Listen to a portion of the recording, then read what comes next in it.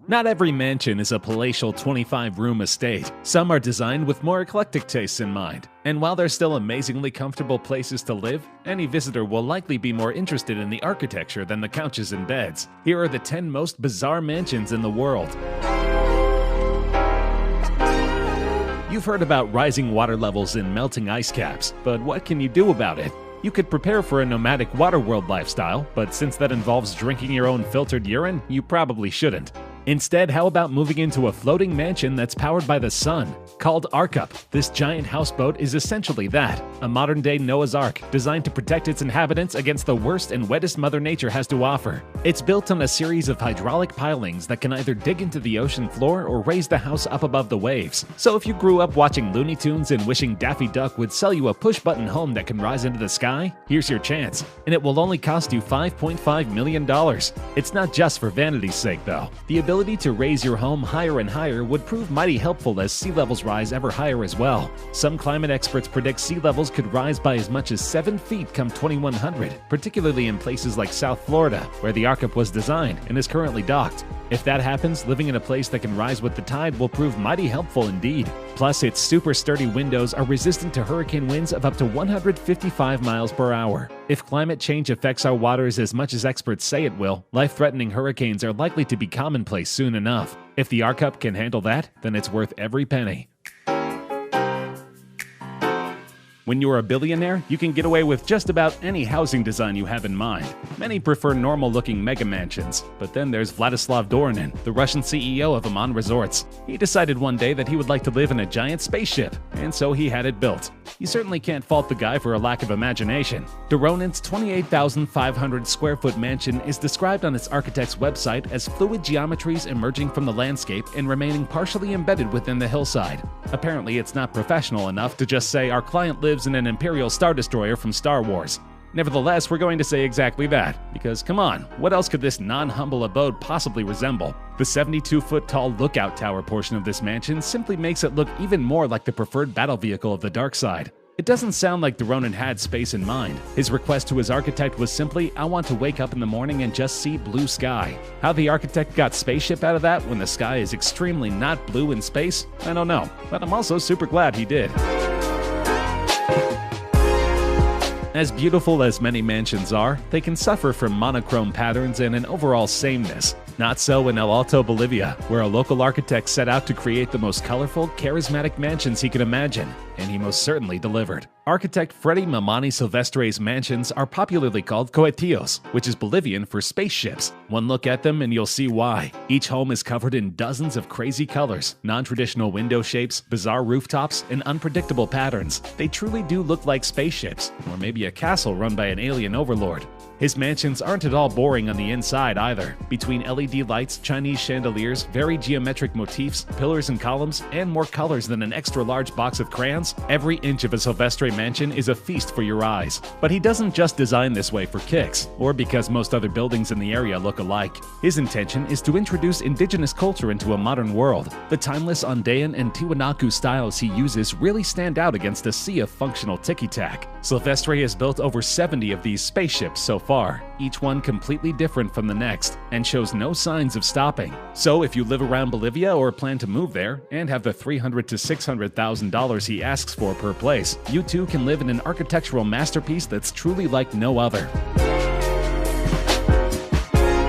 You know those creepy supervillain lairs built right into a mountain? The kind where Blofeld would bring James Bond to for torture and unnecessary exhibition? Well, one exists for real, and if you want to see it, you simply need to visit California's Joshua Tree Desert. No license to kill required. Designed in 1988 but not truly finished until the early 2000s, this 4,600 square foot mansion, officially called the Desert House, looks like it was carved right from the mountain. Its copper walls and roofs look almost exactly like stone slabs, and the roofs jut out far beyond the house itself, providing plenty of cool shade for its inhabitants. From a bird's eye view, it may be difficult to even see a house there at all. The designer's goal was to make the house seem like an organic part of the desert. So mission accomplished. Plus, since the home stands on 10 acres of land, your only neighbors are miles of Joshua Tree Desert. You'll be free to carry out all your evil schemes in absolute privacy. Inside, the home looks just as supervillainy, with foreboding ceilings, crazy spirals, alien-looking chandeliers, and sharp edges seemingly everywhere, even on the chair legs. The designer's website calls the interior warm and intimate, and it probably is once you hang out there.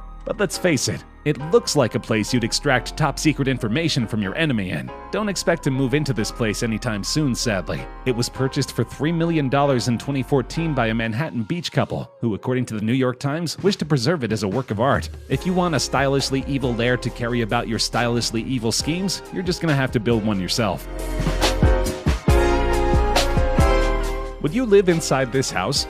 Would you live there with a mouse? Don't worry, that's my one and only Dr. Seuss rhyme, but I had to do it because this mansion looks exactly like something the good doctor would have drawn for one of his books. Technically called the Goose Creek Tower, everyone who isn't the owner calls it the Dr. Seuss Tower. How else could you describe this thing? It's a house with another house built on top. Then there's another smaller house on top of the second house, and this pattern continues until there are 4 increasingly smaller houses piled on top of one another. If that's not head-scratching enough, sitting on top of the 4th house is a 185-foot tower. You may be wondering what Seussical masterpiece the designer ripped this house from. The answer is none of them. People don't call it the Seuss house because it came from any particular story. They call it that because it could have come from one. Though if any Seuss character would live here, it would probably be the Cat in the Hat. He could use all that extra tower space to store his giant hats. But what is it used for? Well, according to owner and designer Philip Wiedner, he wants to install a telescope at the top, as well as launch a ham radio station. He wants to call it Radio Free Goose Creek, but I think Radio Free Whoville makes far more sense.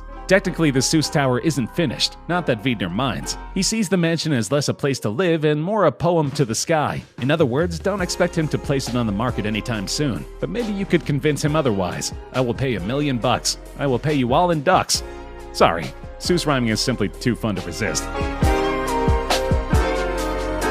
Who doesn't love Batman? Besides all the criminals of Gotham, I mean. The Caped Crusader is so popular, it makes perfect sense that somebody designed a mansion based on him. San Miguel's Steve Rude did just that, building his very own Bat Casa.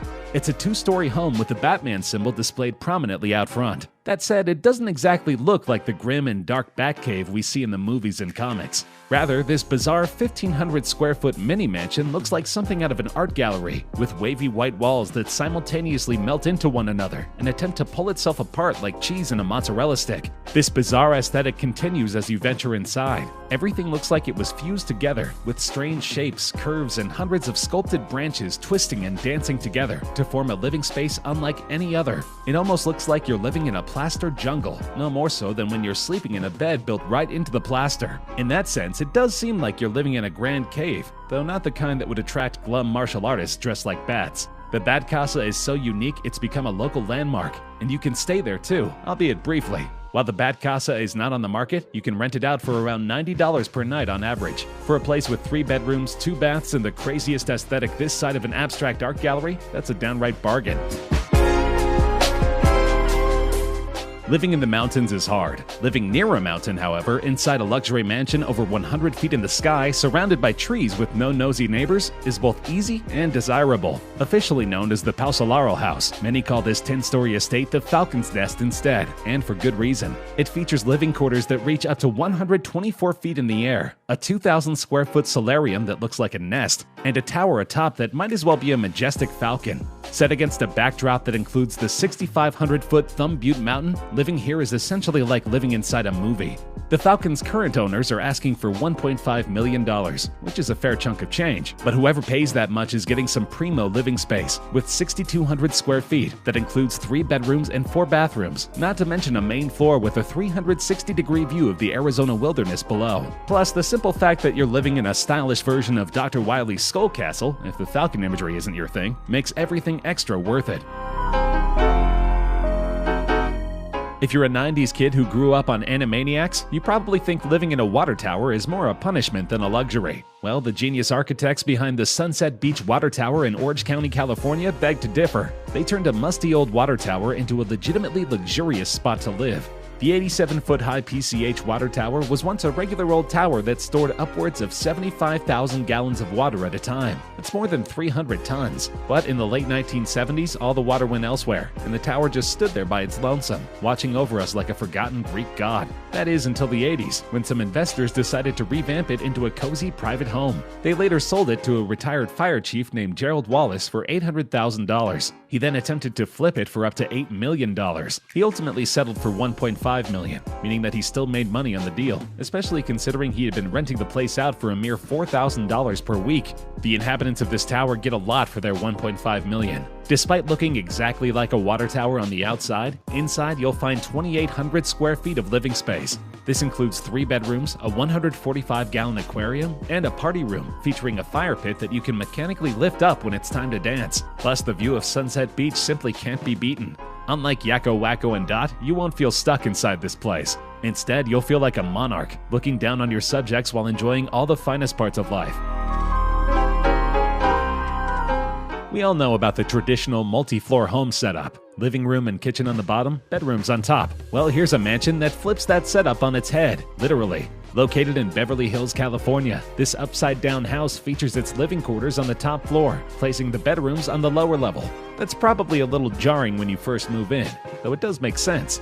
After all, if you're so tired that you just have to go to bed now, why would you want to climb a bunch of stairs to get there? That's not the reason this $3.2 million mansion's architects designed their house this way, though. The area they built on contains over 100 oak trees, all of which are federally protected from lumberjacks coming in with their axes and turning them into toothpicks. So to build a multi-floor estate, they had to build one of the floors directly into the hillside. And since the only earth-level floor is entirely see-through, it wouldn't make for a ton of privacy when getting your sleep on. But if you're sleeping in the basement surrounded by protective greenery, you have as much privacy as you need. So while it's not literally an upside-down house like Dracula's castle in Symphony of the Night, it's still mighty bizarre in its own right. Plus, it features no evil vampires, which is always a plus when looking for a comfortable place to lay your head.